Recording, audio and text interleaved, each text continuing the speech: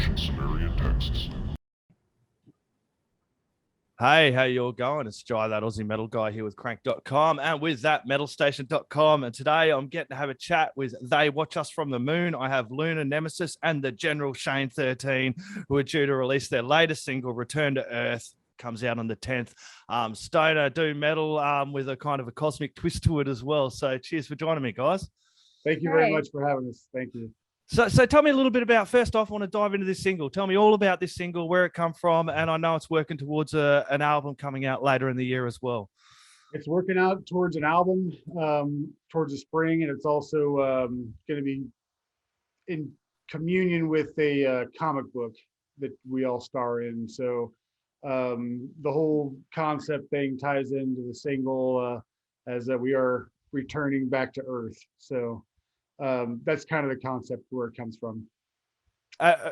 Comic book, you're working with Rick Lara. I see. I had to go over and have a little bit of a look at some of his work. It's unreal, some of the work that guy's done. It's really bloody, really cool.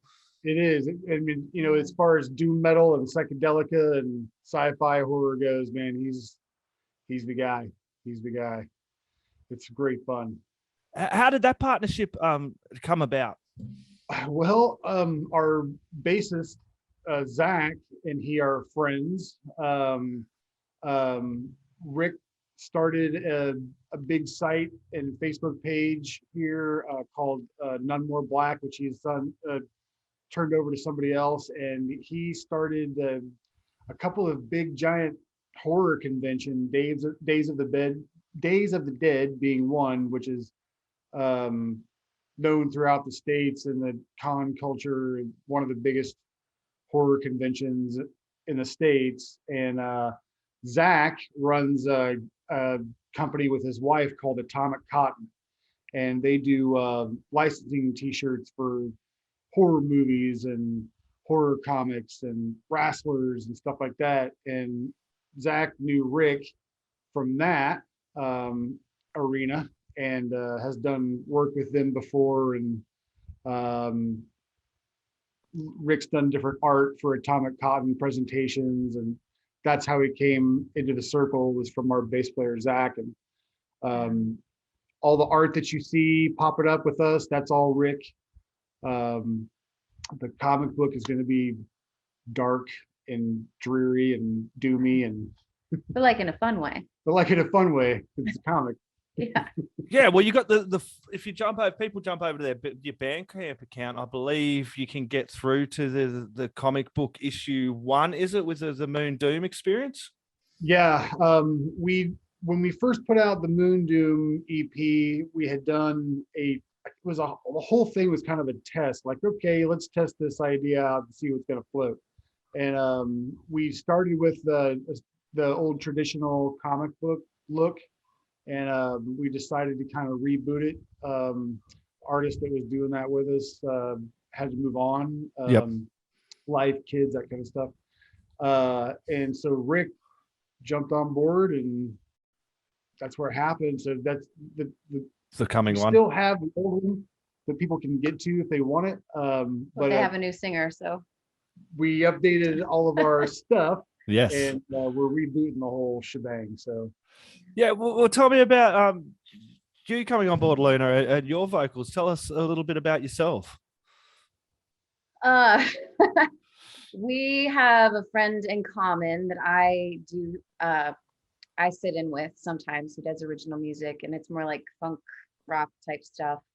I'm the lead singer, but also do harmonies sometimes. So I do harmonies with him, and he asked Shane if he knew anybody, because they couldn't find anyone within the scene, right? Yeah, I ran the gambit, couldn't find the type of vocalist I was looking for, and Corey definitely had the line on what we were looking for. Yeah, so they came in, and I came into audition, and they're like, well, are you sure you're gonna be okay with the loudness of this? And I just kind of laughed, and I was like, okay, just play. You know, and I brought somebody with me because, you know, a bunch of guys I didn't know, and he started laughing too because he knows I'm a loud singer. So it was just kind of funny. It's like, yeah, just play your instruments. I'll handle it. She did. Yeah, she definitely did. She's got a great voice, and it does complement and fit the band so well. And I'm looking forward to hearing more of from you guys as well, because this latest track's like a 12-minute epic. Return to Earth is Yeah. it's got you go on a ride, and that's one thing I really love about good stoner doom metal bands. You can sit down there, however you enjoy your stoner doom metal, put on your headphones, and you go on a journey with you guys. And it's I like stoner doom metal bands that have a whole story behind their albums and the experience as well. So it can take you away and transport you to another place, in essence. That's what we're trying to do. Is create a fantastical realm in which to exist and kind of let your cares wander away and just kind of play in the sci-fi world with us. That's kind of what it's about. That's like storytelling through songwriting, you know. Absolutely. The songs are so long. Eventually, what's going to happen is we flip this to a theatrical situation. So the songs are that length because in the long run, they'll actually what they're going to be are scenes involved in theatrical movements and a stage show. So that's the evolution which we're heading. Yeah, cool. Can you tell me a little bit about what scene this return to Earth would encapsulate then, dude? Well, it's kind of a couple of different things. When you watch the live show, hear the song, and read the comic, it's all going to come together into what it's supposed to be. But on the surface, the song is about us escaping the evil that is on the moon, which is basically this alien that controls time on the moon, and he's trying to control Earth and the universe, and we're trying to stop it. So that's the premise of the whole song. It is returning to Earth to save it. Did you want to add something, Cleaner? No. My storyline. What was it like making this album? Tell me a little bit about working on this album, 2021. How was this whole process for you both? Well, it was interesting because the guys mostly went in and laid down the tracks beforehand. At first we did they did a lot of their instrumental. Was it all of it or just most of it?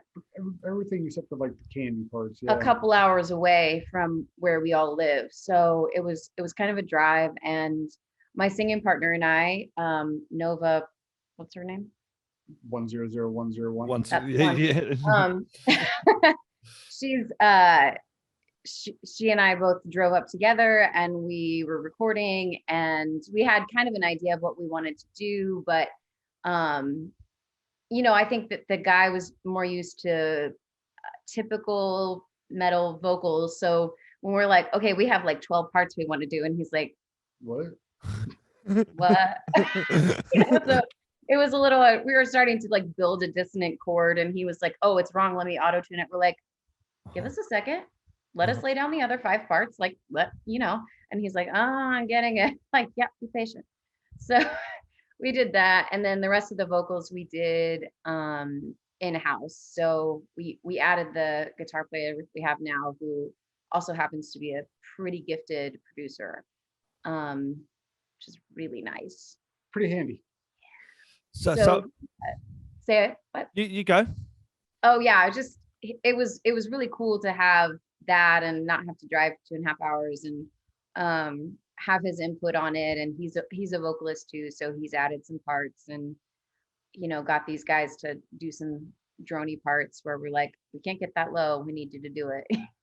So it's been pretty cool to see what happens. We're all kind of like, well, let's just try it, see where it goes, and just build and build. This band definitely has a building process on how it records, and I think on Return to Earth alone there was probably like 50 some vocal tracks on there that were bouncing around. Not sorry. Building the choir aspect of it, and that big cinematic sound we're going for. It was a process, man. That one song probably was easily 100 hours of work in that one song. We wanted the big sound, and that's how you get it. Got to put it out there like that.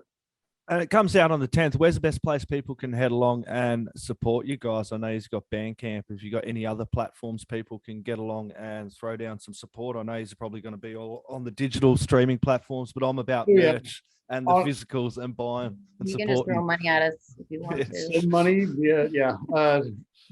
Bandcamp, of course, They Watch Us from the Moon, and theywatchusfromthemoon.com. We're on Instagram, Facebook, Twitter, all that stuff. You can get a hold of us just about anywhere you go on the interwebs. Yeah, nice. And it's been a hectic couple of years for you guys from They Watch Us from the Moon. I know you've been fairly busy and active, but as we come in towards the end of 2021, you've got this new single, Return to Earth, new album coming 2022. Do you feel like things have kind of starting to settle down with the Watch Us from the Moon per se, the lineup and everything, and you're getting ready to attack some live shows and everything's kind of opening up a little bit? Does it give you a little bit of enthusiasm with what's coming next year? Incredible enthusiasm. We're booking already for spring and summer in the States, and we're trying to make some moves to connections overseas, and we'd love to come over there soon. This is going to ramp up to be a pretty busy next couple of years, what we're planning on. We built a lot of great hype with our EP, got on the Doom charts, and we're kind of a darling of the critics in the Doom scene for 2020, and we really enjoyed that. And then we got kicked in the nuts by COVID, and everything stopped and stalled. But it gave us a chance to woodshed and revamp this thing into the thing that we are now. And I'm, for one, very thankful that that's kind of happened in the fashion that it happened, because what we're getting ready to present, I think, we really feel that it's a game changer. I mean, nobody in our scene has heard what she's going to do, and people are attempting it. They're trying to get there, but she's on top of it with a bottle of pop, man. Thanks. Yeah, definitely. This track is really, really bloody good. I'm looking forward to when the album drops. And these guys have an amazing sound, as I was saying before.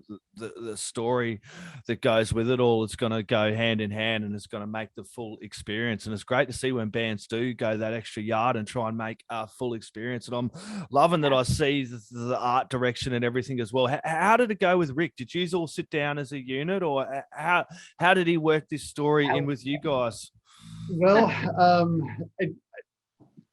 I've been working on this kind of concept for a while, and this developing the storylines in a way just kind of happened organically, just in when you sit around in a circle at band practice and pass the bowl and you talk about space, wouldn't it be crazy if there's like this alien that up is there, like man? half of practice. We're like, come on, go. But so it's just kind of weird how it all came together, and then all of a sudden there's this crazy big giant story, and Rick's working on the whole first reboot, and there's 4 books written already after that, and we just plan on continuing the story and really kind of developing the whole intrigue and mystery of the thing, and it's just having fun with it. It's just a lot about getting the creative juice out and rolling around in it. Yeah. I do think our lineup is solid, to answer that question from before. Yep. But I do think that adding the right guitar player and getting Nova on board was a little bit of trickery on my part. Like, just come hang out and help me with some stuff. And then she was hooked. She may have like subs at some point because she's got little ones, but she's like, keep stuff making me join your bands. And I was like, find me somebody who can do what you do then. Yeah. She's like, fair enough, I'll be there. Yeah, for sure. And we're glad she's there. But this lineup is super solid, man. We all kind of realized when it came together, we were like, oh shit. That's okay. Yeah. Yeah. So it was a huge difference when it locked in. Yeah, definitely. And it's going to have a great sound to it all, guys. I'm going to sign out, but I want to ask last words and shout outs. Before I get to that, dude, it's been a huge year, and I'm just going to start asking bands this. What are some of your, I've talked a lot about the negatives of COVID this year. It's been a shit time for all bands, but it's also great to see bands like yourself that have laid down the work and prep over the last couple of years, waiting and getting ready for everything to open and you can play again to the fans. What's some of your positives and your musical highlights for 2021? You first. I mean, I'd say just the studio work. I've done some other studio work beside this album. Just, I get paid to do session stuff sometimes, and just in general, like, kind of the music community coming together and being creative, finding ways to be sneaky creative, even if it's not, overt exhibitionism. So, it's been a lot of preparation work, but a lot of stuff that gets put off because you're busy in live performance. So it's been like kind of a weird little catch-up time, but in a good way, I think. Yeah, I could expand on that for sure, because we weren't the only band in our circle of friends that got after it during COVID. And man, that's one of the things I think was positive about what's been happening around the world. There's so much new music coming out. Yeah. It's incredible. Our lead guitar player Ben is in another band called Godzillionaire, and they rip, dude. They're incredible. And they all came together through, really solidified through COVID too, and they're not the only ones. For our circle, there's tons of music around Kansas City area that took the time and just, they are ripping it up. And I think that's been the most positive thing about COVID experience is all the music that just got amazing, and all the music that's coming out right now is if you have that drive, that artistic drive, it has to go somewhere, and if it's not going on stage, then you have to find a different creative way to get it out. And I think it's really been pretty positive for everybody as far as creative stuff goes. Maybe not for money, but creativity.